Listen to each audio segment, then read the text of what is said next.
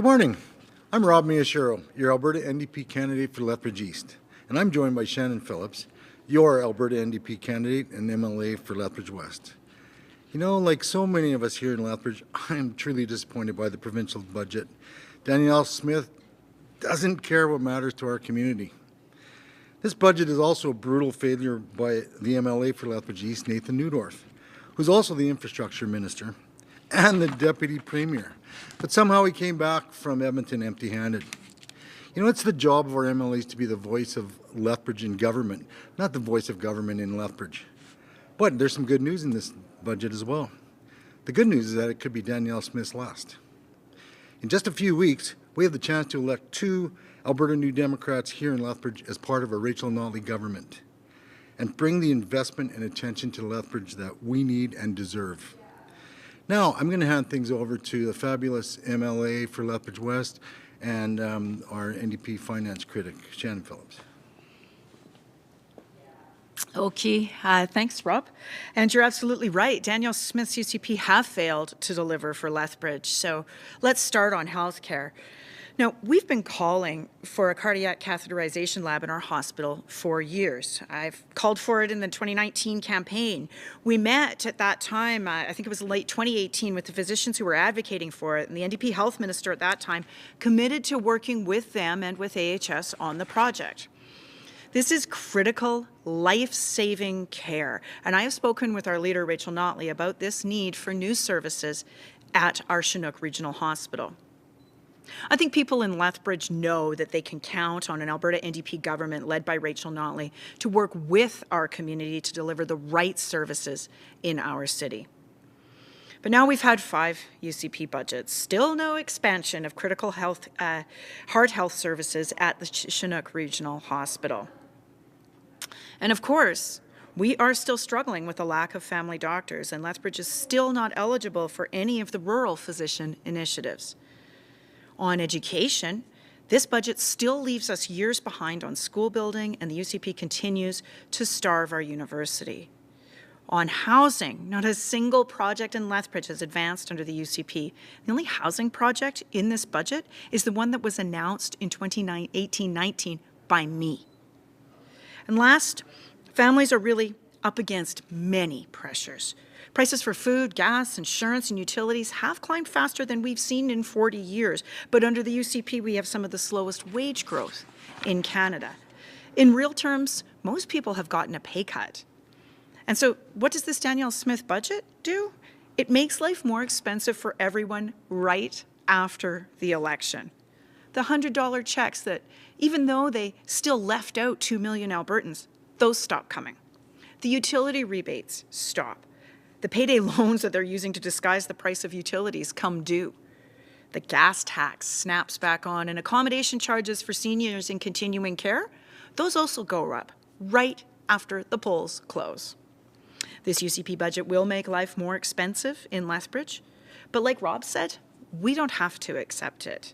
On May 29th, we can elect an Alberta NDP government led by Rachel Notley. We will connect Lethbridge families with a family doctor and a family health team. We'll cut down monthly bills and keep more money in your pocket. And we'll build a resilient jobs economy that supports families in our community. Thank you, and we'll now take your questions. Thank you, Shannon, and thank you, Rob. We'll now go to questions, and we'll first start with any questions in person.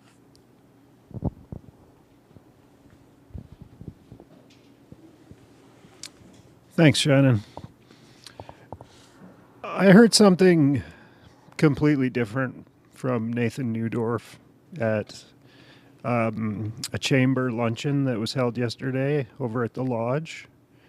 Travis Taves was there as the speaker.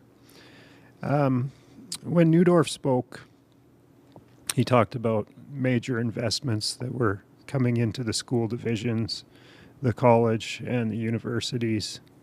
So there's a discrepancy between what I've heard from him and what I'm hearing for you. Can you explain your point of view on what they are Sure. missing out on. Sure. Thanks. So, in terms of healthcare, we do not see a plan to expand the rural physician program to attract and retain physicians right here in Lethbridge. On school infrastructure, the two projects that have moved forward have been long-time capital asks since about 2020 or 2021.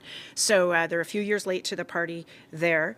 Also, too, there are remaining 11 either new or modernization projects, mostly modernization projects within the public and Catholic boards. And the modernization that was committed to for the Catholic board is just planning money. It's not doing money. Similarly, too, with the transfers to universities, we did the analysis over the last couple of days. The incremental increase to transfers to post-secondary institutions province-wide is 0.6%. This is not an acceptable amount at all, given the amount of inflation that we've seen and given the fact that we're about $1 billion in the hole of where we would have been had post-secondary institution funding simply gone up by 2% per year, which is less than population and inflation, and that's where we had institutional budgets increasing incrementally for. As for other projects, there is no question that the Highway 3 bridge, for example, that goes over the Old Man River, was a commitment that we made in 2018. Jason Kenney, during the election campaign, committed to it as well. This is a major economic corridor, and it's a 60-year-old bridge. It takes many, many years to replace a bridge. It is not done with the snap of fingers. At their first available convenience, the UCP backtracked on that commitment, and now we are stuck once again 5 years hence with a 60-year-old bridge in a major economic corridor. That's just one example. There's also housing. We made a commitment to a permanent supportive housing unit of between 39 and 42 people unit. That budgetary planning was there. Nothing's happened. The same amounts are just simply in the budget year over year, but nothing's gotten built. Meanwhile, housing and homelessness has doubled in this city. Homelessness has doubled due to a lack of housing. Also, too, we see the K-12 budget, the operating budget, falling significantly behind, over $1 billion than what it would have been had the K-12 budget simply tracked with inflation and enrollment growth, the inflation of more children. The healthcare budget remains $1.4 billion behind what it had been had it just tracked with inflation and population growth. So yes, it is true that the UCP have walked up one rung on the ladder of the hole that they have dug, but we are still very much in a hole.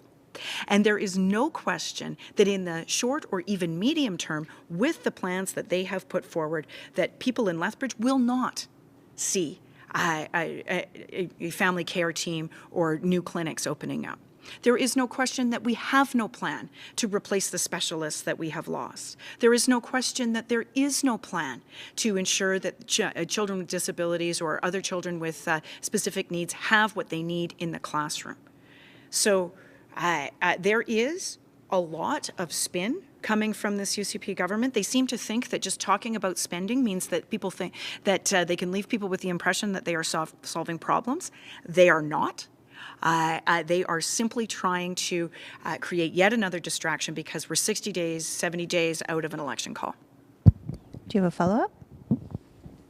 Sure, thank you. On this catheterization lab, Yeah.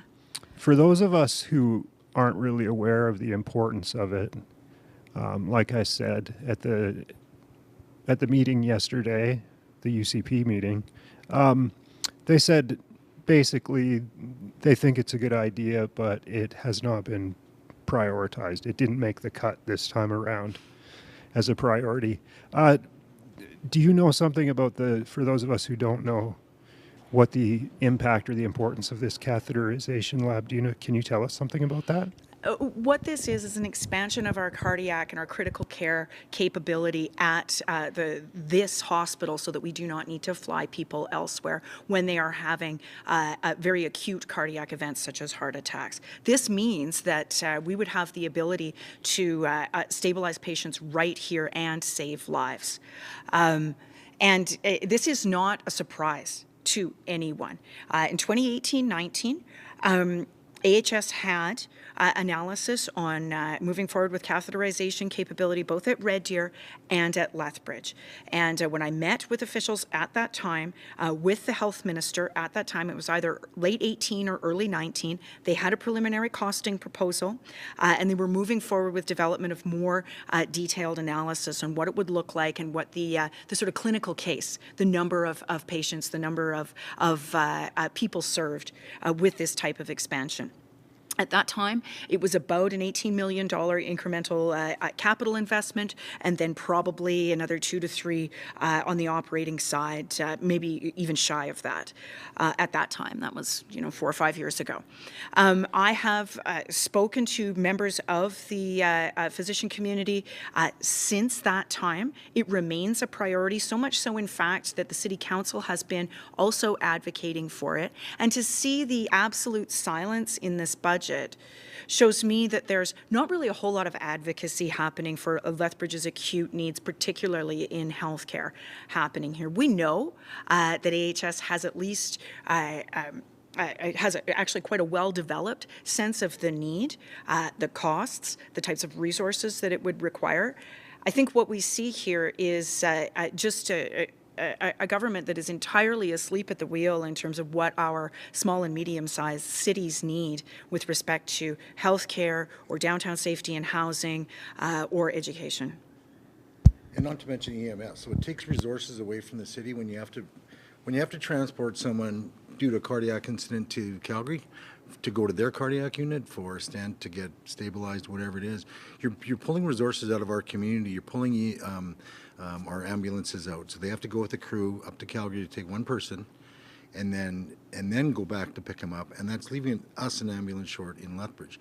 If that unit was in Lethbridge, like Shannon said, it's short trip there, and then all the service gets here. Their family can be with them.